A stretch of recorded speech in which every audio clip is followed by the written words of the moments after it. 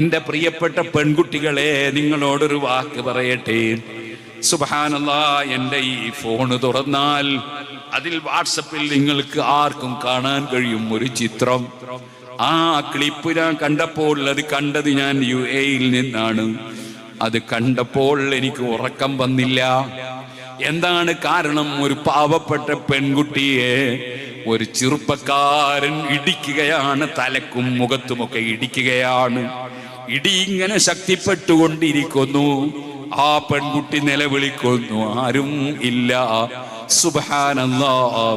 പിന്നെയോ ആ ചെറുപ്പക്കാരൻ ആ പെൺകുട്ടിയുടെ മുഖത്തും അതേപോലെ തലയിലുമൊക്കെ ഇങ്ങനെ ഊന്നിക്കൊണ്ടിരിക്കുകയാണ്. അത് കഴിഞ്ഞ് വീണ്ടും അതാ നന്നായിട്ട് ഇടിക്കുകയാണ്. അങ്ങനെ കുറെ ചെയ്തപ്പോൾ ഈ പെണ്ണ് നിലത്ത് വീട് അല്ലാഹ് അല്ലാഹ് അല്ലാഹ് ഇങ്ങനെ പറയുന്നുണ്ട്. എനിക്കിത് കണ്ടിങ്ങനെ വിഷമിച്ചുകൊണ്ടിരിക്കും. പിന്നെ കാണുന്നത് ആ പെൺകുട്ടിയുടെ 2 കാലും പിണച്ചു വെച്ചിട്ട് ഇവൻ ഒരു തുണിക്കഷ്ണം കൊണ്ടോ മറ്റോ ചുറ്റിക്കെട്ടുകയാണ്. ഇതൊക്കെ കൂടി ഈ പെണ്ണിനെ ഇങ്ങനെ പീഡിപ്പിക്കുന്നത് കണ്ടപ്പോ എനിക്കന്നത്തെ ദിവസം ഉറക്കം തന്നെ വന്നില്ല. പക്ഷേ അത് ഇപ്പോഴും എൻ്റെ ഫോണിലുണ്ട്. ആ ക്ലിപ്പിന്റെ കൂടെ എഴുതി വെച്ചത് എന്താണെന്നറിയോ? സുബ്ഹാനല്ലാഹ്, പോറ്റി വളർത്തിയ ഉമ്മബാപ്പമാരെ വിട്ടിട്ട് അതാ പ്രണയിച്ചുകൊണ്ട് വിവാഹത്തിന് വേണ്ടി വന്ന ചെറുപ്പക്കാരൻ. അതിലൊരു വാചകം കൂടിയുണ്ട്. ആ ചെറുപ്പക്കാരൻ മുസ്ലിം സമുദായത്തിൽപ്പെട്ടവനുമല്ല. ഏത് സമുദായത്തിൽപ്പെട്ടവനാണെങ്കിലും പെൺകുട്ടികളെ പ്രണയിച്ച് കല്യാണം കഴിക്കാൻ വരുന്നവൻ ചതിയനാണ്. പെട്ടുപോകണ്ട. ഈ പെൺകുട്ടി അക്രമം മുഴുവനും ചെയ്യാൻ അവനെന്തേ ധൈര്യം? കാരണം ചോദിക്കാൻ ബാപ്പയില്ല, ഉമ്മയില്ല, അമ്മാമനില്ല, ബാപ്പന്റെ അനുജനില്ല, ജ്യേഷ്ഠനില്ല, കുടുംബക്കാരില്ല, കമ്മറ്റിക്കാരില്ല, ഒരാളും ഇല്ല. കാരണം ഇവളെല്ലാരെയും വിട്ടു ഓടിപ്പോയ പെണ്ണാണ്.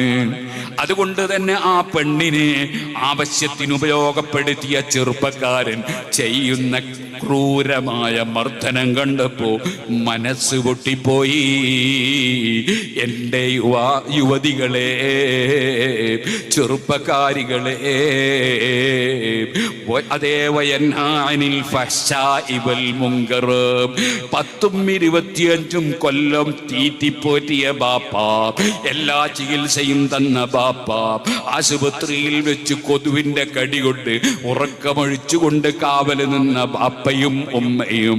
സുബ്ഹാനല്ലാഹ്. വയറ്റിലിട്ട് പോറ്റിയ ഉമ്മ, അതേപോലെ തന്നെ മടിയിലിട്ട് പോറ്റിയ ഉമ്മ. ഭക്ഷണം കഴിച്ചുകൊണ്ടിരിക്കുമ്പോൾ അവരെ മടിയിൽ മലമൂത്ര വിസർജനം നടത്തിയിട്ട് പോലും വെറുപ്പില്ലാതെ കവിളത്ത് ഉമ്മ തന്ന ഉമ്മ, പിന്നെയും പിന്നെയും ചുംബിച്ച ഉമ്മ.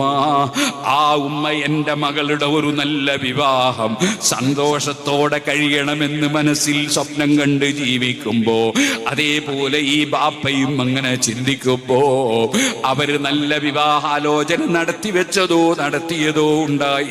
അവരെ നിശ്ചയിച്ചതോ ഉണ്ടായിരിക്കെ, ഏതോ ഒരു ദിവസം ടെലിഫോൺ നമ്പർ കൈമാറിയിട്ട് ഒന്ന് മുഖത്ത് നോക്കി പുഞ്ചിരിച്ച് നിന്നെ സോപ്പിട്ട് കയ്യിലാക്കിയ ഏതോ ചെറുപ്പക്കാരന്റെ പിന്നാലെ നീ ബാപ്പ ഉമ്മയെ വിട്ടു ഓടിപ്പോയാൽ, കുടുംബത്തെ വിട്ടു ഓടിപ്പോയാൽ, നാട്ടിലെ കാരണവന്മാരെ വിട്ടു ഓടിപ്പോയാൽ നിനക്ക് ശേഷം വരുന്ന ഗതികേട് എന്താണെന്ന് പറയാനൊക്കുമോ പെണ്ണേ? ഒരൽപ്പം ബുദ്ധി വേണ്ടേ ഒരു കാര്യത്തിനിറങ്ങുമ്പോ?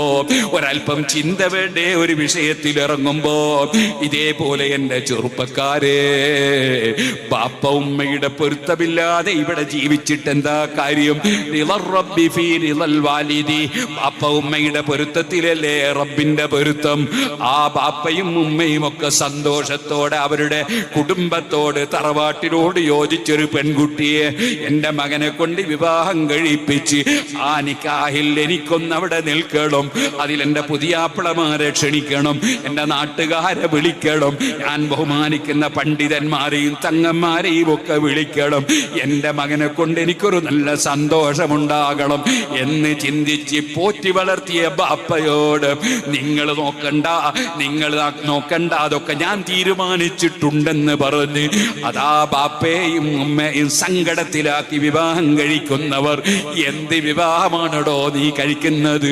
ബാപ്പ ഉമ്മയെ പരിഗണിക്കാതെ, അവരെ പൊരുത്തമില്ലാതെ, അവർക്ക് സന്തോഷം കൊടുക്കുന്നതിന് പകരം കുടുംബത്തെ മുഴുവനും ദുഃഖത്തിലാഴ്ത്തി. നിന്റെ പെങ്ങൾക്ക് ദുഃഖം, നിന്റെ ഉമ്മാക്ക് ദുഃഖം, ഉമ്മാന്റെ ചേട്ടത്തിയും അനുജത്തിക്കും ദുഃഖം, ബാപ്പക്കും അനുജനും ചേട്ടനും അമ്മാമനും ദുഃഖം. ഇങ്ങനെയാണോ ചെറുപ്പക്കാരാ നീ വളരേണ്ടത്? അല്ല, അവരുടെയൊക്കെ ഒരു പൊരുത്തത്തോടെയാണോ? ഇതൊക്കെ നമുക്കൊന്ന് ചിന്തിച്ചുകൂടെ? റബ്ബ് വിരോധിച്ചിരിക്കുന്നു. ഇതൊക്കെ വലിയ വഷളായ തെറ്റാണ്.